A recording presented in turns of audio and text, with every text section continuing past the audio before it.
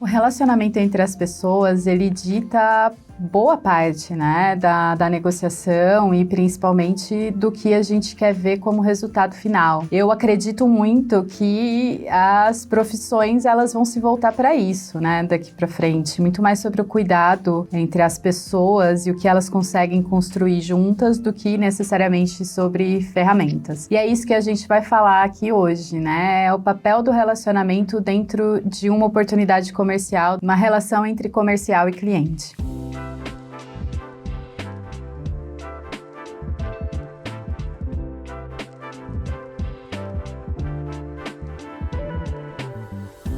O meu nome é Mirella, eu faço isso há 12 anos no Google. No Google eu passei por diversas áreas, dentre elas novos negócios, então eu precisei construir relacionamento com as marcas em que eu não tinha e com clientes que eu não tinha contato algum. Depois eu passei para um time que atendia grandes agências, grandes contas dentro das agências, e isso me fez colocar em perspectiva um relacionamento um pouco mais complexo, porque a gente tem duas pontas aqui, né? Um intermediário, que tem que ser meu parceiro, e o cliente, no qual eu preciso trabalhar e direcionar a solução para. E agora, numa cadeira de soluções de conteúdo, colocando marcas e criadores de conteúdo para trabalharem juntos, eu continuo nessa complexidade e dualidade de relacionamento, considerando sempre os creators como os meus parceiros e as marcas como o resultado que eu preciso trabalhar para. E a aula de hoje, então, é sobre atendimento comercial.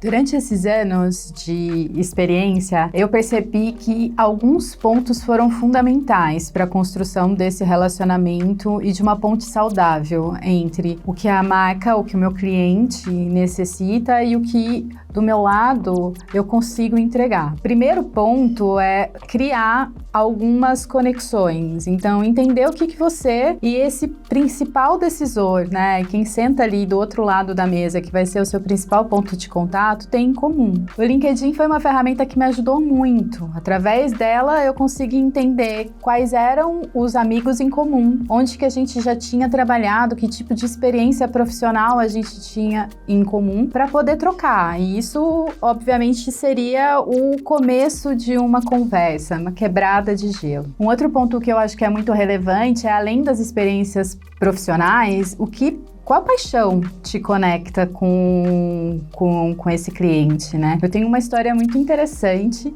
que eu descobri que uma cliente, né, era um ponto de contato muito difícil de conseguir abertura e de conseguir um relacionamento mais próximo. Ela gostava muito de tricô. Eu aproveitei e contei para ela da experiência que eu tive depois de 35 anos aprendendo a tricotar, que foi uma das coisas mais difíceis que eu já fiz na minha vida. Isso fez com que a gente se conectasse, porque para ela também foi muito difícil, foi muito além de trabalho. Mas ali a gente criou um ponto em comum. E sempre que a gente se encontrava, isso voltava. A gente criava brincadeiras em cima disso e a relação foi ficando mais leve ao ponto da gente conseguir realmente ter uma relação de confiança a curto e médio prazo. Outro ponto que eu acho que faz muito sentido, que foi muito importante para minha trajetória, foi ouvir mais do que falar. E ouvir mais do que falar me permite me colocar no lugar desse cliente, entender as dores dele, mas sobre a perspectiva dele, né? Sobre a visão dele, tudo aquilo que ele já viveu, que foi muito diferente da minha. Eu preciso respeitar que ele tem uma trajetória maior, mais densa naquilo que a gente está se propondo a trabalhar juntos. Então, ocupar um lugar de escuta é muito importante, até para você poder entender o que está nas entrelinhas do que ele te fala. E isso permite que a gente entenda quais são os objetivos e as mensagens que ficam nas entrelinhas. Muitas vezes, nem o cliente sabe exatamente o que ele quer ou o que ele precisa fazer para chegar até determinado objetivo ou determinada solução. E se colocar num lugar de escuta vai te permitir ajudá-lo também, né? Muito mais do que direcioná-lo. Ainda assim, vão ter pessoas em que a gente vai ter, né, uma proximidade maior, uma sinergia maior, e outras que a gente vai precisar trabalhar mais para esse relacionamento. Teve um caso que eu tinha uma dificuldade muito grande em estabelecer uma conexão com outras pessoas da equipe do cliente que eu estava trabalhando. Eu tinha só um ponto de contato e esse relacionamento era bem fortalecido, mas esse ponto de contato dentro daquele cliente não tinha o poder de decisão que eu precisava para aquela minha campanha, para aquele meu projeto. Eu precisava então olhar para o lado,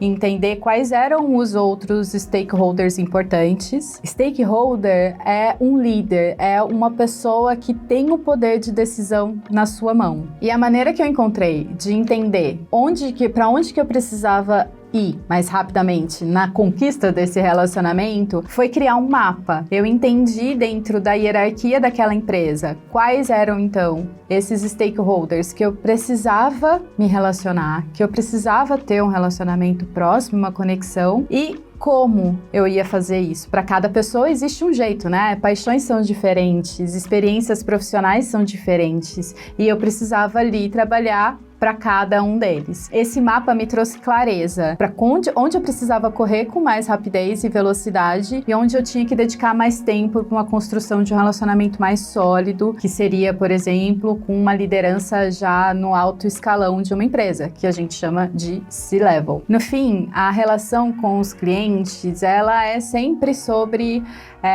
estar presente. Como atendimento, você vai ser aquele profissional que vai acompanhar esse cliente de ponta a ponta. E dentro da sua equipe, é você quem tem o total conhecimento dos desafios de negócio, de marca e das oportunidades e do que a sua equipe precisa trabalhar para direcionar essa solução. É como se você fosse parte da equipe desse cliente, só que dentro da sua empresa, né? Dentro da sua própria equipe. E isso é muito importante e faz uma diferença enorme do outro lado, quando o teu cliente entende isso. Quando você presta esse acolhimento, quando você está aberto para isso e entende do negócio dele a ponto de defender e também a ponto de direcionar melhor as decisões para aquilo que no final vocês estão trabalhando para.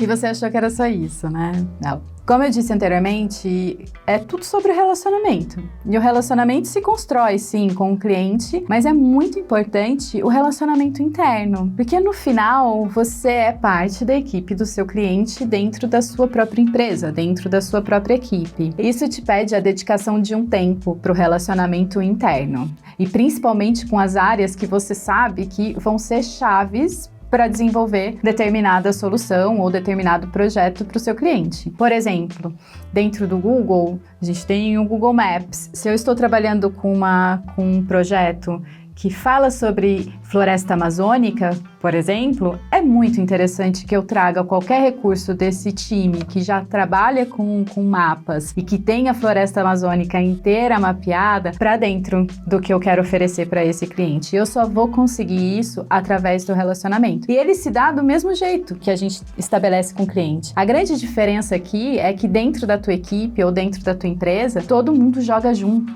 ou deveria jogar. Todo mundo está trabalhando para um único objetivo. Então é só você conseguir entender o que move aquele profissional, o que move aquela equipe, trazer isso para o teu objetivo também e construir uma relação de ganha-ganha. Você ganha, mas o seu parceiro também ganha e o cliente também ganha no final. E como funciona essa comunicação? Como toda comunicação deve funcionar, de forma clara, transparente, sendo parte da equipe do seu cliente, dentro da sua equipe, da sua empresa. E é através disso que o teu relacionamento vai ser construído também, em cima de uma base de confiança. Você só vai conseguir fazer isso falando não, quando realmente você precisa falar não. E eu sei que isso é difícil, mas você vai conseguir, segura na minha mão, a gente tá junto. A comunicação, ela tem que ser clara, né? O que você precisa comunicar, e é sempre um exercício muito interessante você se colocar no lugar do seu cliente. Como ele gosta de ouvir? Que tipo de linguagem ele usa? Ele é uma pessoa mais formal? Ele é uma pessoa mais informal? Qual é o tom do e-mail que você precisa dar? Você vai comunicar algo para a liderança? Esse tom tem que ser mais objetivo. Você vai comunicar o que aconteceu dentro de uma reunião? reunião, então detalhar uma ata de reunião, isso precisa ser denso, precisa ser mais detalhado. Você vai mandar um e-mail formal chamando para uma reunião,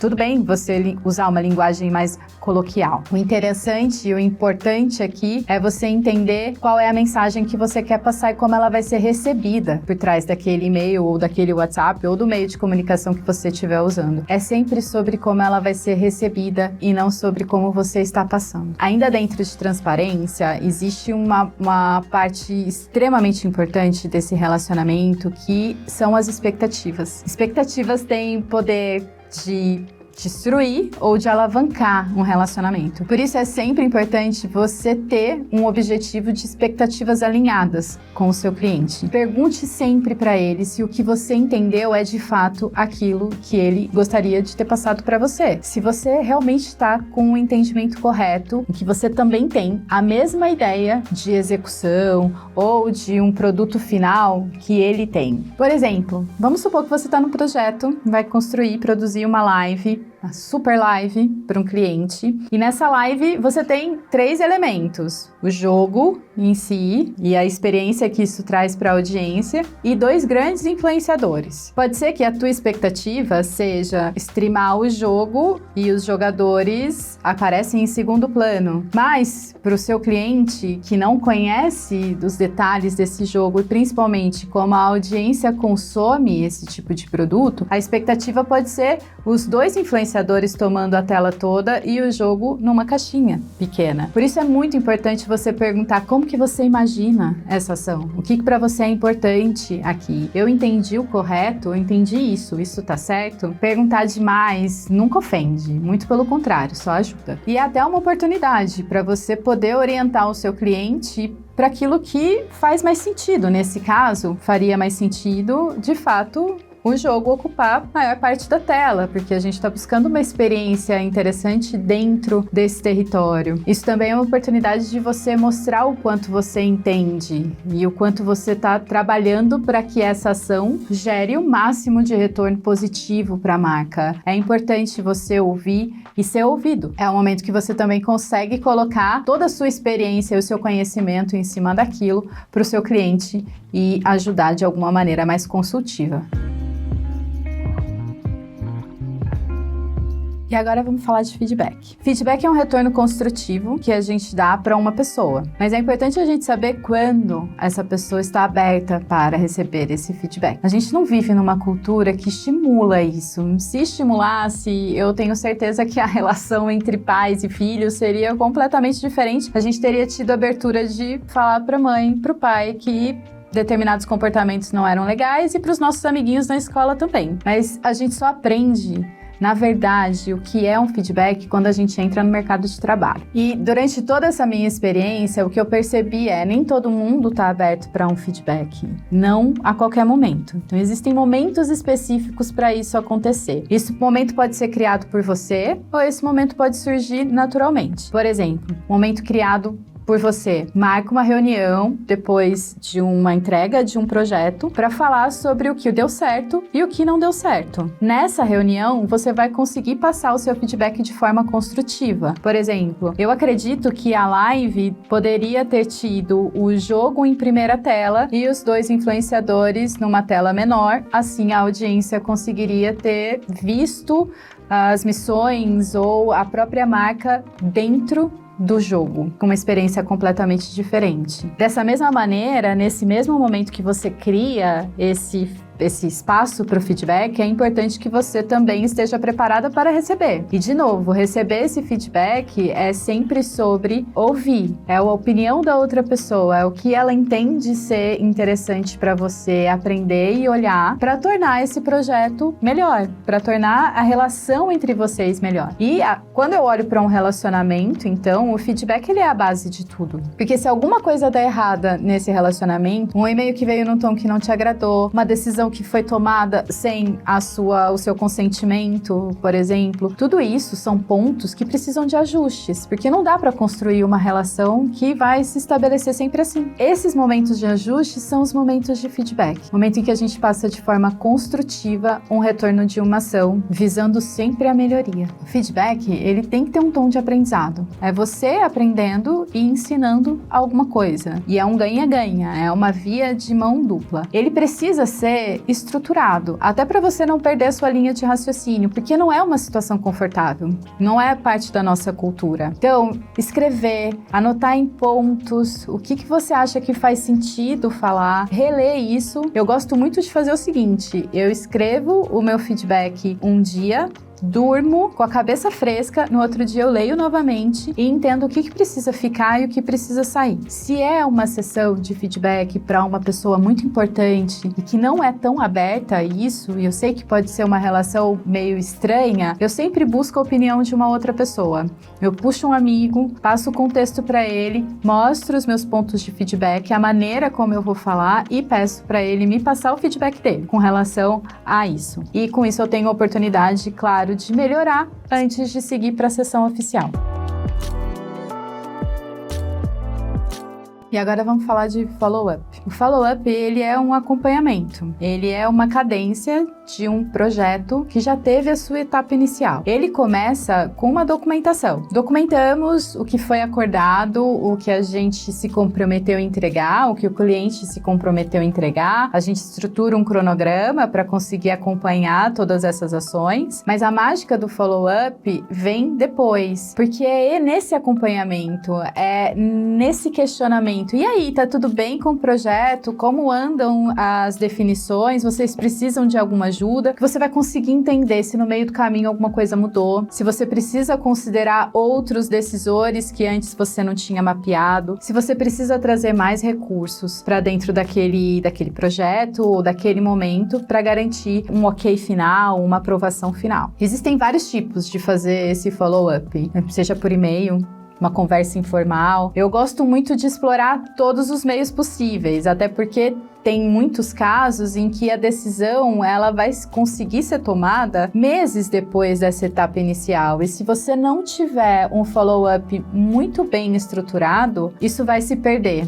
Isso vai se perder e o seu projeto muito dificilmente vai conseguir ser concluído, ser fechado. Eu busco conversas informais, eu busco o retorno no e-mail. Quando eu percebo que a resposta está demorando mais para chegar, eu começo a levantar tópicos que podem fazer com que esse cliente tenha um certo senso de urgência em responder o meu e-mail e em ver aquela oportunidade. Por exemplo, se eu tenho um projeto com um cliente, uma empresa de telecomunicações, para eu acelerar o processo de decisão e, obviamente, o ok no meu projeto, eu começo a mostrar para ele o que os concorrentes estão fazendo. E, de certa maneira, a mensagem que chega para esse cliente é de que, poxa, eu preciso ser mais rápido e ser mais ágil aqui, caso contrário, eu perco essa oportunidade porque os meus concorrentes estão sendo mais ágeis que eu. Sem passar essa mensagem dura, o follow-up entrega esse senso de urgência e por isso que ele é tão valioso dentro de uma relação comercial e uma relação de atendimento. Porque, de certa maneira, é ele quem vai fazer com que o seu projeto aconteça e vai te colocar em contato constante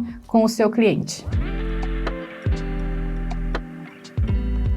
Eu tô falando aqui clientes, mas clientes pode ser muita coisa. Pode ser um influenciador, pode ser uma agência, pode ser uma produtora. É o teu contato, é com quem você vai trabalhar. E essa relação, nem sempre ela acontece com duas pontas. Pode ser que tenha um intermediário. Por exemplo, se o cliente que a gente tá falando aqui é uma grande empresa, é uma multinacional, com certeza vai existir uma agência entre o seu relacionamento e o relacionamento com esse cliente. Essa agência, ela tem seus interesses próprios, suas vivências próprias, ela tem seu modo de trabalhar, que é diferente do seu e muito provavelmente também diferente do cliente. Então você precisa conseguir entender o que vai te conectar com essa agência e o que vai te conectar com esse cliente. A agência tem que ser uma ponte nessa relação e não um portão fechado. Ela precisa te ajudar a construir a solução junto com o seu cliente. E a melhor maneira de você fazer isso é da mesma maneira que você constrói relacionamento com o seu cliente. Escutativa, entender o que motiva essa agência, jogar junto com ela exatamente nessas motivações, trazer ela para perto e estabelecer essa conexão.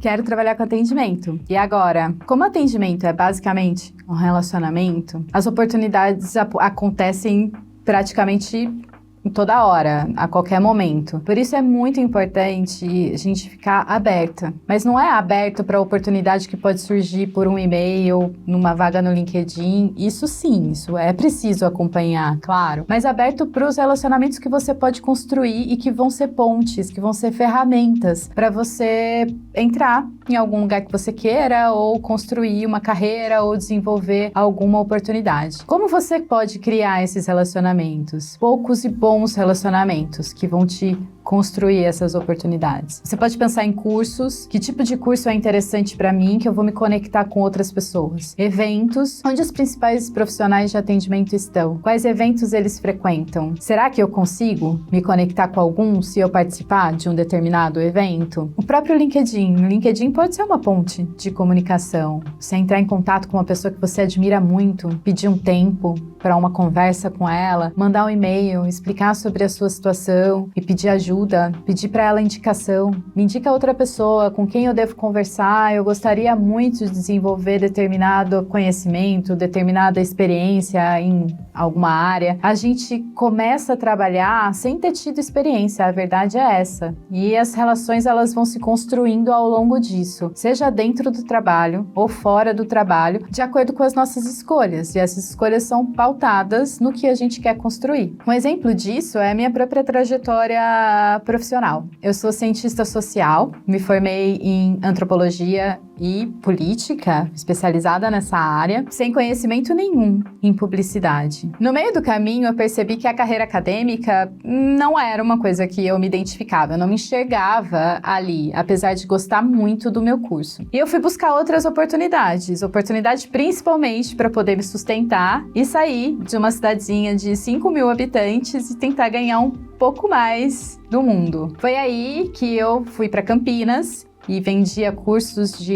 MBA. Lá eu encontrei uma amiga, uma pessoa que trabalhava comigo, e essa pessoa conhecia outra pessoa, conheceu essa pessoa num curso de intercâmbio, numa viagem para o Canadá, e essa pessoa indicou a minha amiga para o Google, e a minha amiga passou, e ela me indicou para o Google e cá estou. Se eu não tivesse tido esse relacionamento, a minha carreira não tinha se construído dessa maneira. E o meu foco nunca foi o olhar para essa minha amiga com o objetivo de ir para o Google. Nunca foi isso, até que para ela também não era. O meu objetivo sempre foi construir relações sólidas com as pessoas. Esse sempre foi o objetivo. E eu acho que o atendimento é exatamente sobre isso. É sobre as relações que você vai construir com essas pessoas e com todas as pessoas, não só aquela que hoje para você é importante dentro daquele projeto ou dentro daquele negócio. Até porque a gente não sabe se no futuro essas outras pessoas vão ser exatamente aquela pessoa importante para o teu projeto ou até mesmo o seu chefe. Então,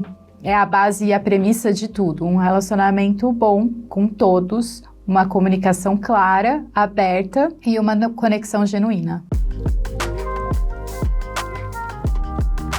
Pessoal, a gente já está chegando no fim da aula e tem uma coisa que eu gostaria de trazer para vocês que eu não falei esse curso todo, que é a importância da gente valorizar o outro e celebrar o outro. Muitas vezes a comunicação ela vai se tornar um pouco mais dura, com sessão de feedback, né? Olha, isso pode ser melhorado dessa maneira ou melhor interpretado se for colocado assim. Mas existe uma coisa muito importante que faz toda a diferença nesse relacionamento, que é quando você vira para o seu cliente ou para o seu parceiro e fala: cara, que trabalho incrível, parabéns. Eu vi isso, eu acompanhei isso no jornal, acompanhei isso no site e tal, acompanho a sua trajetória e você é incrível. Valorizar a outra pessoa é sempre muito importante e se valorizar também. A sua opinião, ela é uma opinião muito válida. Você é especialista no seu assunto. Acredite em você e, obviamente, celebre junto com o seu cliente. Eu espero que vocês tenham gostado. Eu adorei estar aqui com vocês e a gente se vê logo mais.